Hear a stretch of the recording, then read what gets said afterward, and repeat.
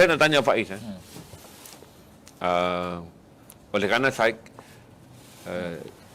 oleh kerana Hamka dan bapaknya adalah dua nama besar. Karim Amrullah adalah nama bapa Hamka. Hamka tu Haji Haji Abdul Malik, nama Hamka. Karim Amrullah tu adalah nama bapa dia. Okey. Dan bapa dia adalah ulama yang mewakili golongan konservatif di Minang. Hamka balik sebagai kaum muda. Yang berlaku kontradik yang sangat besar antara Hamka dan bapa dia. Yang kemudiannya kita dapat lihat apa yang selalu Hamka simpulkan. Di Minangkabau orang masih bercakap tentang batal wuduk, tentang sentuh kulit perempuan. Manakala baru ni Faiz pergi melawat semula rumah Jokro Minoto. Apabila Hamka pergi ke Pulau Jawa, Hamka telah melihat bagaimana kerdilnya dunia intelek orang Minang yang masih lagi berdebat tentang hukum haram dan halal, tentang wuduk batal dan sah. Sedangkan di Kepulauan Jawa telah timbul perdebatan yang lebih besar tentang bagaimana bercakap tentang Allah itu wujud. Tentang apa kita sebut perdebatan mengenai sifat 20.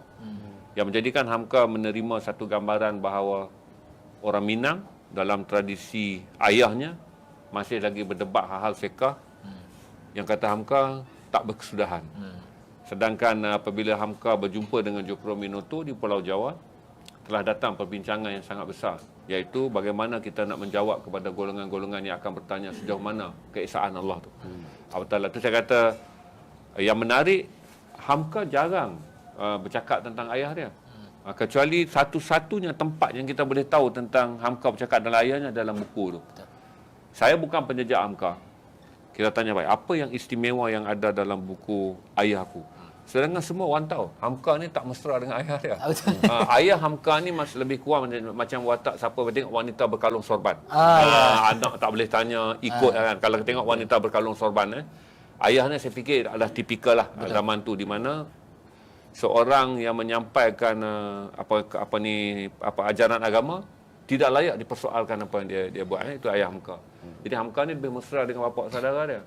Jadi daripada buku ni Faiz, untuk kita sekarang ni, di mana zaman yang saya sebut saya sebut sekarang lebih bagus. Kecintaan ke atas ayah dalam generasi kamu semua lebih bagus daripada zaman 80-an dan 90-an, di mana kesedaran orang-orang Melayu terhadap sifat mencintai ayah tak besar sekarang. Sekarang ni ayah datang dalam dua version. Satu adalah kerana anda semua mendapat pendedahan pendidikan moden, civilization, anak yang baik, ayah tu adalah sebahagian daripada kecintaan dia. Yang kedua adalah agama. Dulu zaman saya pun saya buat ayat orang duk cerita haram halal. Tapi sekarang agama telah meluas. Banyak orang cakap tentang agama, tentang nak jadi apa kalau anak yang soleh pun kamu gagal. Kan nak jadi apa?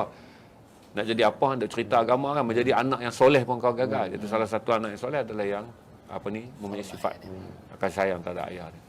Apa yang ada dalam buku ni Faiz yang boleh menjadi nilai tambah kepada generasi saya yang tua-tua nak membaca? Generasi John, walaupun John seorang anak yang soleh yang mencintai ayahnya, tapi untuk penonton lah yang nak tengok buku baru yang kita turunkan untuk pertama kali ni. Pertama, tidak ada satu buku yang menulis tentang ayah Hamka melainkan buku ini. Walaupun ayah Hamka itu adalah seorang tokoh yang besar dekat tanah Minang.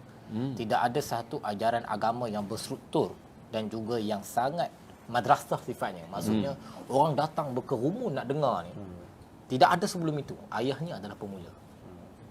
Itu kehebatan, kegarangan ayah Hamka itu telah menyebabkan gegarnya Minang itu dengan ajaran agama.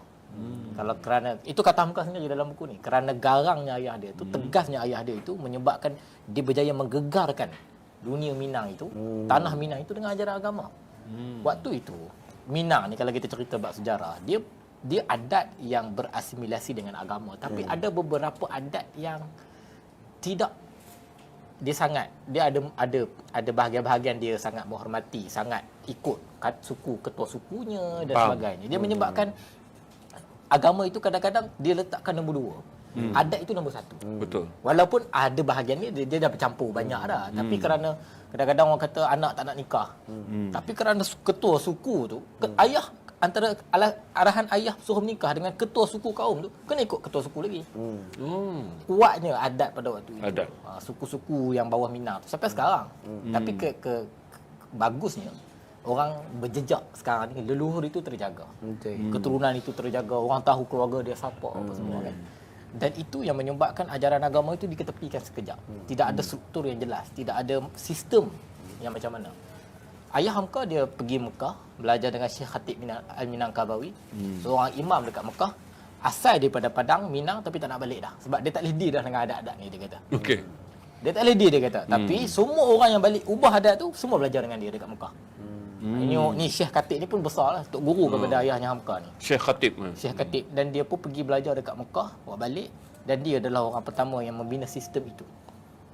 Ayah Hamka ni rapat dengan Ahmad Dahlan, pendiri Muhammadiyah. Ketika mana Muhammadiyah itu sedang dibina dan dibentuk dekat Yogyakarta, Jawa pada waktu itu. Kalau tuan-tuan kita boleh tengok satu cerita Sang Pencerah. Sang Pencerah. Waktu itu dibina Muhammadiyah dekat sana. Melawan Belanda, melawan golongan-golongan konservatif. Ayahnya Hamka ambil Muhammadiyah punya semangat, bawa ke Minang dalam acuan madrasah. Masa tu dia buat dalam gerakan. Dekat Jawa dia buat bentuk gerakan macam parti politik. Faham. Pemerintah marah. Takut bagi ancaman. Takut bagi ancaman. Dia tak. Dia balik, dia buat dalam bentuk madrasah. Style pondok, surau. Nampak lagi molek lah. Nampak lagi molek. Lagi berstruktur, lebih sistem. Dan disebabkan tentangan yang sangat hebat dekat Jawa, Ahmad Dahlan gagal membuka banyak cawangan pun. Yang paling membuka banyak cawangan adalah Ayah Hamka. Sebab itu di Padang ataupun di Sumatera Barat sekarang, semuanya sekolah Muhammadiyah, sekolah menengah Muhammadiyah, semuanya. Kerana pesatnya pembangunan itu. Dan pendirinya adalah Ayah Hamka. Oh, itu jasa yang kita tak boleh nafikan. Walaupun Hamka dianggap sohor kerana dianggap pemikir yang hebat, tapi dari segi gerakan ukhuwah, jasa karya Amanullah adalah besar. Sangat-sangat besar. Bahkan ialah sesuku hidup Hamka tu dalam kebencian dia kepada ayahnya. Sampailah dia melihat kenapa bila dia pergi ke Jawa, dia jumpa dengan Cokro Aminoto, dia pergi ke Mekah.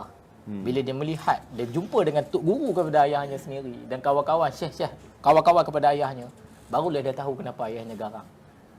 Kerana kata Hamka, tidak sampailah titisan agama itu kalau tidak kerana garangnya ayah dia.